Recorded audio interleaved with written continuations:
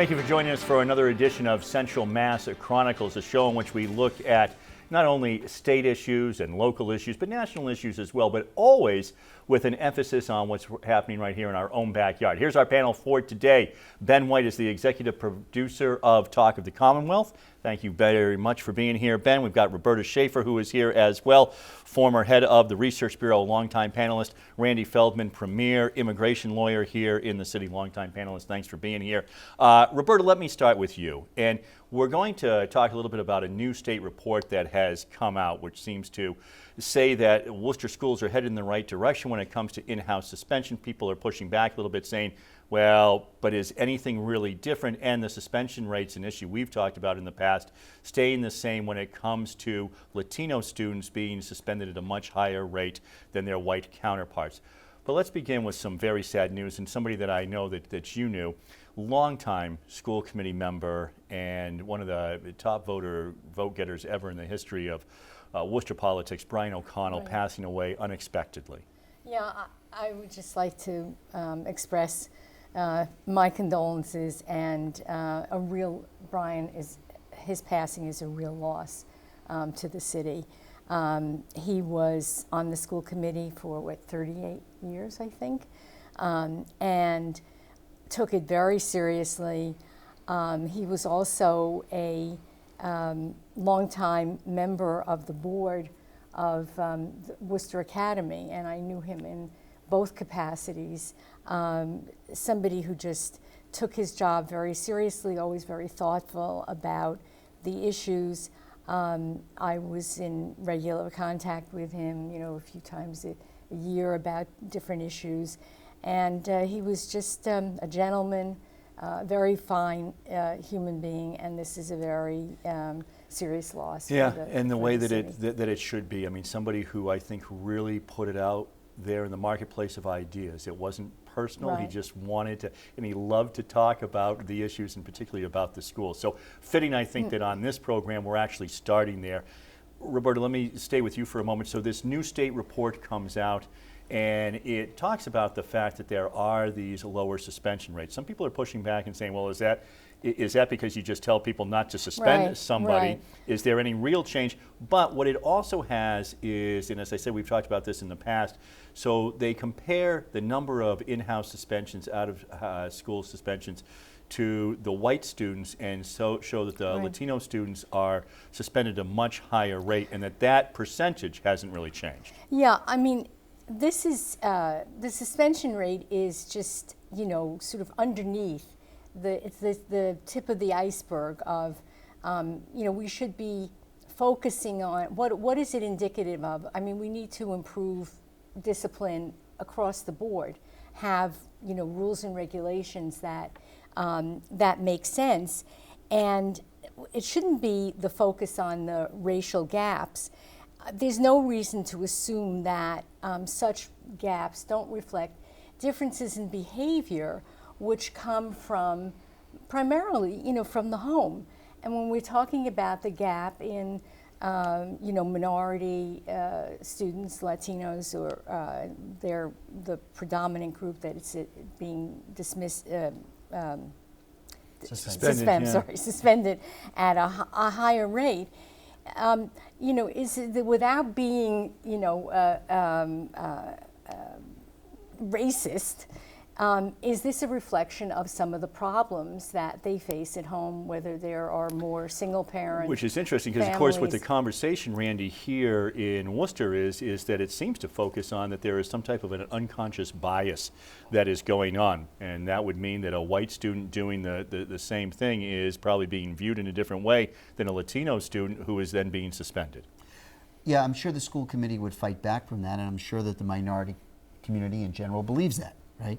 I've talked to a bunch of people, Hispanic people, that in preparation for the show, and I think the general consensus was perhaps punishment is doled out equally.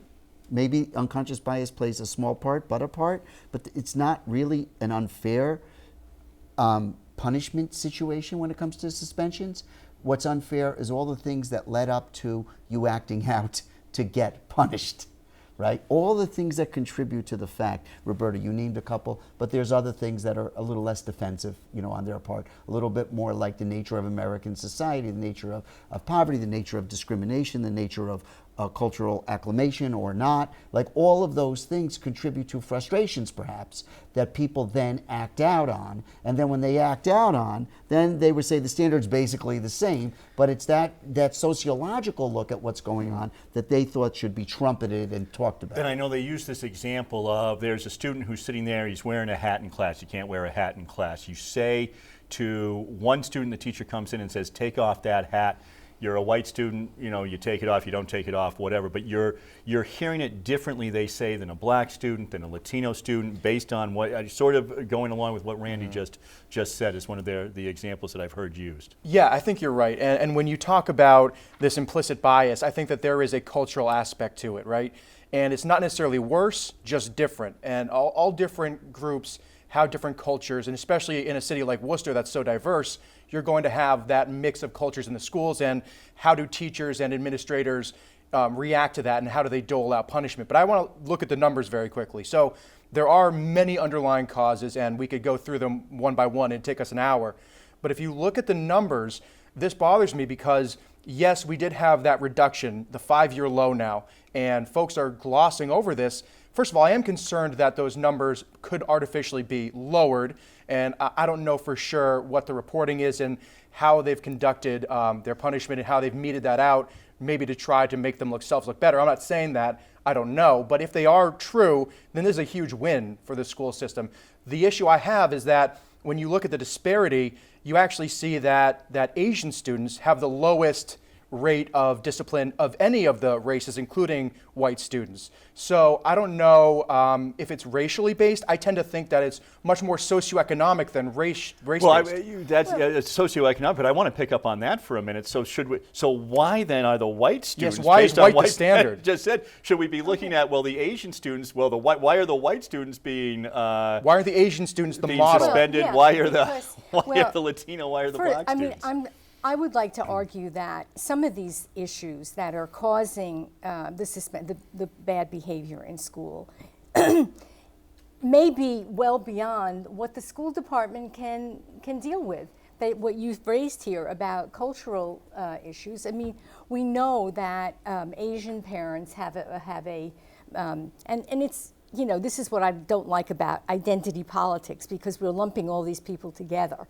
And you know, in this political political community that we have, this democratic republic, we're supposed to be looking at people as individuals. Instead, okay, we're lumping them together, and we know that there's that in the Asian community, the parents have tell the kids to work very hard. And you know, what is Harvard saying that why they're not accepting them? Because they don't have interesting enough personalities. They're too disciplined. I mean, that's ridiculous. So it comes out, of course, in the elementary and high schools. It's just a different focus from the community. Yeah. And it's not wrong, they're just differently focused. Of course not. It's not to tell your kids to work hard. Yeah. I mean, and to do well. I mean, that's what everybody used to think. And that's, you know, apparently no longer the case in a lot of instances. But are we getting, because Ben, you said so it would be a big win. If those numbers are real, then it's a big win. And isn't that what the school department then is saying? These are the community is saying no. They're saying those disparities are then all pushback, but the school department and the superintendent are saying, look, here's what we did. It's not that this was something new when Dante says crazy amounts of racism. We've been working on this. We've understood that this is a problem. So we have put these programs in place, and now they're bearing fruit. What I want to know is what has been the impact on the rest of the kids who are sitting there. The majority of kids do come to school, you know, wanting to learn something. What is the impact of the suspension, whether it's at the higher rate or now at the lower rate? What is the impact of that on the kids who are Well, Randy, sitting you're there going to have trying kids to learn? act out more. I think it ties into something that we talked about, the high absenteeism rate a couple of weeks ago. It's going to tie into that. If I've got you out of school and now you're behind and now you're going to act out more, you're 15, 16 years old, you're probably just not showing up. Well, you know, to answer Roberta, you know, when I was a teacher in New York and I was having trouble teaching, it was Harlem, it was dropouts and trying to teach. what we would do, nobody would be suspended, but the difference between 1 year and a second year was you'd call down to the office and someone would come take the student and take them into a certain room. They wouldn't be suspended, and they would try to calm them down and get them out of the classroom so that the other students can learn. So it wasn't a suspension situation, but it was a de facto the same kind of thing, a removal. So as Ben said about rehabilitative as opposed to statistics, punitive. So you're not trying to be punitive, more rehabilitative. I don't know. It is kind of punitive. Because if you suspend someone and then they don't come to school, are they more likely to come back to school? I think not. Well, but you have to also consider the majority of the kids and what is happening to them with this. I've talked to teachers, and they'll tell you that all of this occurred as a result of the inclusion theory, that all kids should be mixed in a classroom, and that you can't track them and you can't separate out kids who have behavioral problems. And teachers have the greatest difficulty with this model that has been adopted across the country, that you don't treat a kid that put the kid in. There used to be in stratification the by ancient academics, days, etc. The track system. You had the track system. Yeah, and that is where we're going to have to leave it. We've got much more to come on this edition of Central Mass Chronicles.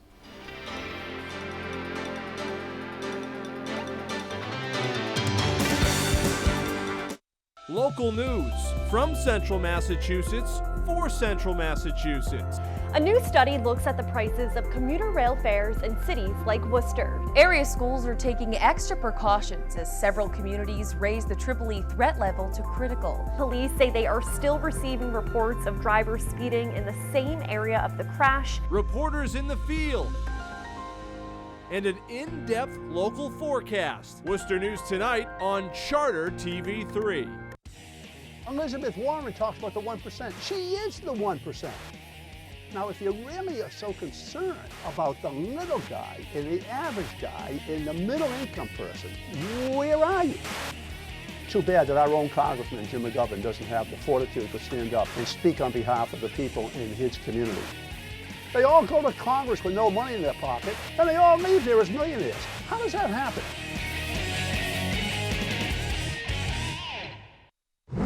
What a field hockey game we have for you today. It's Hannah Berry, the blast. Spectacular saves by Manousis doing the splits. Naps with the corner kick from behind the fence. Mia Mongi with the goal. Lainey Fody, right in. Fody scores for the Dolphins. West Boylston taking on Air Shirley, another one of the top teams in the league. Giago Machado, he dents the mesh. It's 1-0 Air Shirley.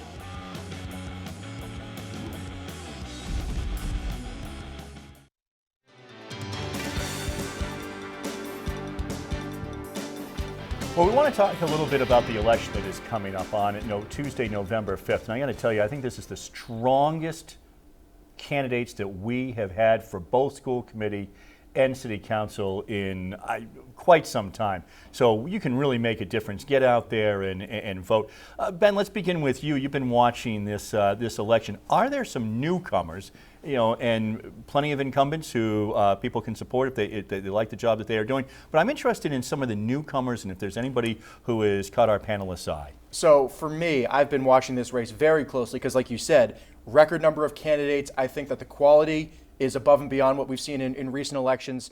But I do think there are some newcomers that are not just newcomers to running, but newcomers to politics in general. I think that's also reflected in the general political atmosphere right now in America. You see more and more people running who don't have traditional political experience. So this one candidate, Itel Hajia, I don't want to steal anyone's thunder. I know that others on this panel may look at her too. But for me, and putting politics aside, just an analytical point of view, she has run a very strong campaign. She has done a ton of work. She's articulate. She's hardworking. I think that she is very genuine, and she is someone who has thrown her entire being into her campaign, and someone who follows this closely. I appreciate that. She shows up, and she's everywhere, and very, very smart. And looking at it from you feel like she's a fighter and someone who's going to work. And not only that, but her story is the classic immigrant story that you hear all around Worcester. So I think that I don't like to do identity politics, but I do like to identify when folks have come from not much and have really risen in the ranks and are now pursuing public office. School committee, do you have somebody who you've seen as well? School committee, yes, Laura Clancy. So Laura Clancy is a school committee candidate who ran very well in the primary. She came in 6th, which if that was the general, she would have been on the school committee. She is someone who is more voice of reason, more moderate. I see her as kind of this, in a very polarized world, I see her as someone who is clear-headed. She has experience, not only working in the school system, but she has experience with children who are maybe have some troubles. And she's going to bring that experience, I think, to the school committee when she does get on. But I do think that this is going to be an election, not necessarily a change election, but you do have strong candidates on both sides, both school committee and city council, who could break in. And there are open seats, Randy, on each as well. One, unfortunately. Yes, well, yes, the one with Brian that has just opened up as well, so 2 on the school committee side. Are there some newcomers who have caught your eye? Etel also, she's caught my eye. I'll tell you what I look for. Brian O'Connell was one kind of person, one kind of candidate, right? There's a kind of person that brings a lot because they're extremely studied, almost scholarly, right? They do all their research, they're very analytical, they've thought out every issue, and you bring a lot because you are studied, right? There's also people who bring stuff because they have a different personal experience, and you get to hear a perspective that you don't get to hear that often. That could be liberal, that could be conservative, that could be from a minority community, that could be from an immigrant community, right? There's a lot of different ways to bring new perspective that you haven't thought of before. And there's a lot of different ways to do this job well. Some people have both. I would think Etel has both, right? So I like people that bring different perspectives, and the one that I like the most of that is Gemma Kamara. She's a Liberian immigrant. She went to Providence College. She's running for the school committee, and I like the fact that she will give voice to an experience that we don't really get to hear that often. So those would be my 2 candidates that I would like to see succeed. Yeah, very interesting. All right, yeah. I Frank, disagree with all of you, of course. I'm very disappointed with the crop of candidates. Really? Especially, on both sides.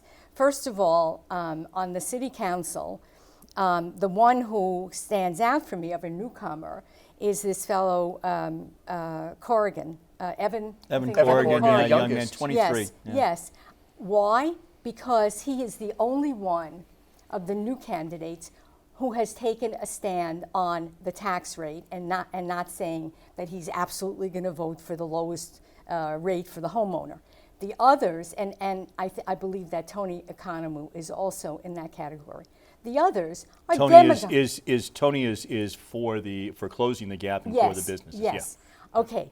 Now this is not a popular stand to take because who votes? The homeowners. But the others have all demagogued the issues. They're single issue candidates saying lowest tax rate for the homeowner is the most important thing.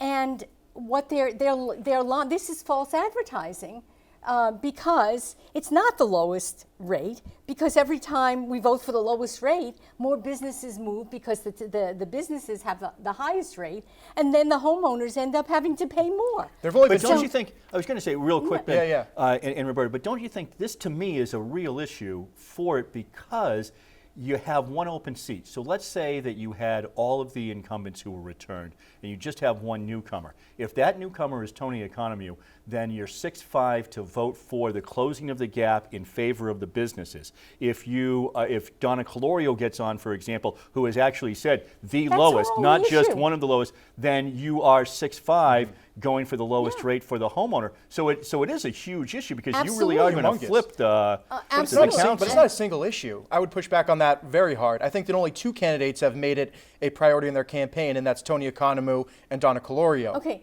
the others, I know, I've read that they're in favor of the lowest rate for the homeowner, and it's demagoguery, and this is really too important. And I think that I've been impressed that this Evan Corrigan has been able to stand up and say, that he's... How about the school committee, because we just have now, a couple I minutes. got to say, on the school committee side, again, I am thoroughly disappointed with the newcomers. I mean, this Claire Berg Powers, she says, we don't want Worcester to be a cheap date. So what does that mean? She wants, and I don't know what this has to do with the school committee, but this community benefits agreement, which will satisfy a particular interest group, the labor, and so we'll have to pay more for the construction costs if we get the community benefits agreement. She has no business getting into this, but and then of course she's also in favor of the quote comprehensive sex ed. Yeah, 1 minute. She's not going to get your vote. Is there anybody who will for school committee who's a newcomer? You know, as a newcomer, probably not. Probably not. You know, I was the warden at the election poll on May Street, right next to Main South, the Mayfair Apartments, and Gemma Camara came in second to Jack Foley for the school committee in the preliminary election. And I just want to say how great it is that so many people are running that we even had to have a preliminary election. That may have been overkill, but we're no one turned out. There's some strong, but Roberta, I do want to go real quick to one of your points because we are running out of time. I will say this: what, as voters, are we sending a message? I mean, are people, even just the couple of issues that we touched on here, because you look at that preliminary election and you look at that school committee, you've got two people who finished in the top 6 who I would say are more progressive in Jack Foley and Tracy O'Connell Novick. You've got two who I would think are more middle of the road, and you've got two who are conservative. Where's the clear direction from the voters as to where we're going? No one, though, is addressing the fundamental issue of the lack of student achievement, of improving student achievement over the last quarter century. With all this money that we've gotten from the Education Reform Act of 1993, and don't tell me that we haven't gotten, enough money. There's never enough, according to most of the people who are running. There's never enough. But they're not addressing. A few years ago, the school committee voted to have a school for the gifted. No one has talked about that. The school committee voted for it, and the superintendent just, nixed it. We may stay with this in the next segment, but we also want to get the Roe Act in as well. So I think we'll probably move on because next week I think we'll have time to pick this very topic up again right here on Central Mass Chronicles. Local news from Central Massachusetts for Central Massachusetts.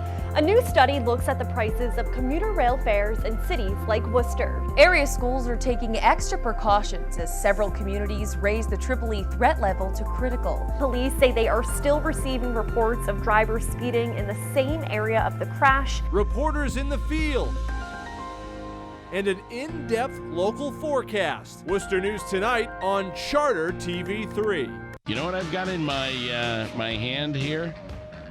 Bacon, lettuce, and tomato sandwich. Oh, I love that right now. It is a copy of the Old Farmer's Almanac. November 2019, that's when it starts. The snowiest periods will be mid-November, mid to late December, and early and late January. That was me blowing hot air.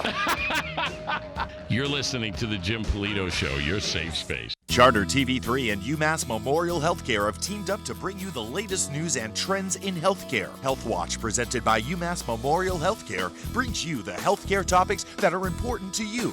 From stroke prevention to allergies, skincare to sports injury prevention, and nutrition to pregnancy, Health Watch and UMass Memorial Healthcare informs you on the issues that affect you on a daily basis. Health Watch on Charter TV3. For extended interviews with UMass Memorial Healthcare experts, log on to our website.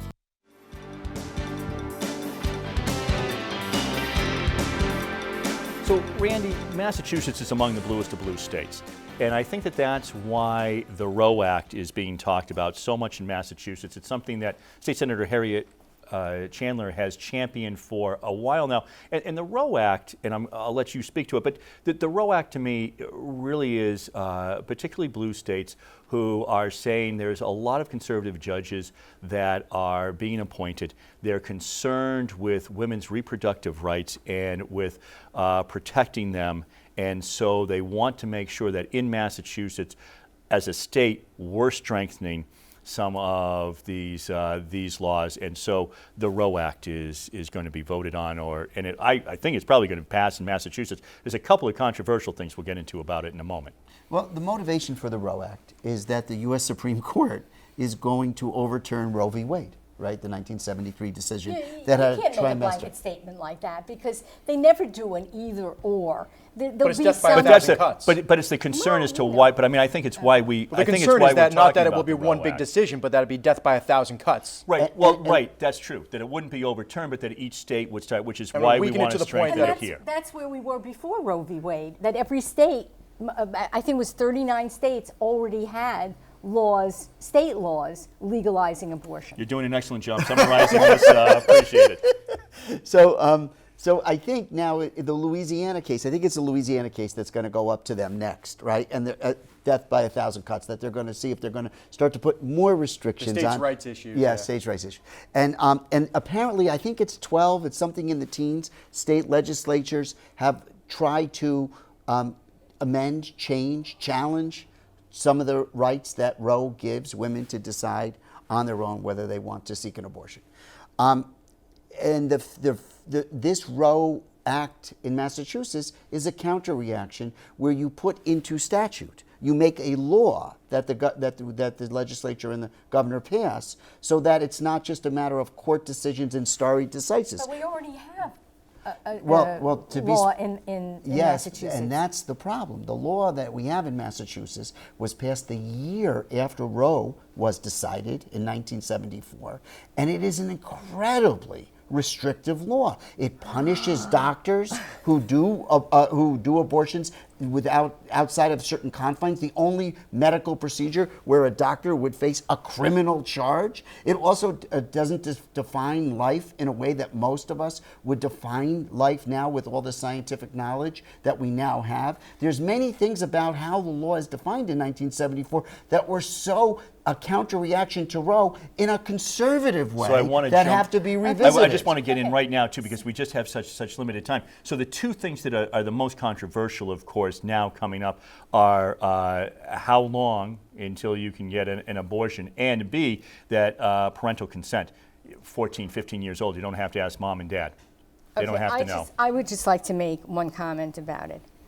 This would permit abortions after 24 weeks in cases of fetal birth defects or strains on a patient's physical or mental health. Now, the last phrase means essentially no limits on abortion, because mental health is an entirely subjective, open-ended category. And at the very least, this proposition deserves public debate. I think this is fetal anomalies is what I got in the law. No, but fetal anomalies is not mental health. And the strains on the patient's physical or mental health. Then this really is the issue. That is the issue, where folks on the right think that this is too open-ended and will be exploited to do whatever that's dangerous.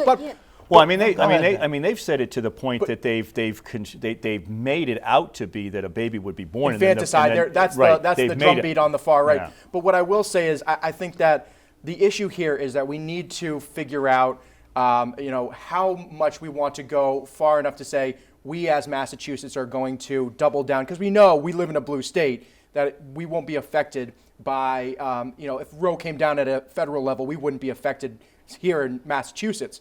But this is making more of a statement. And to the mental health thing, I would say, Roberta, it's not very loose. There are professionals who are there to diagnose, just like doctors can diagnose an illness. You can find any mental health professional to say that this person is in stress and should have an abortion the day before the actual birth, or the day after the actual birth. I mean, look, we know that that's where, I don't know, most legislators that I have seen push back real hard on the day after the actual birth. Yeah.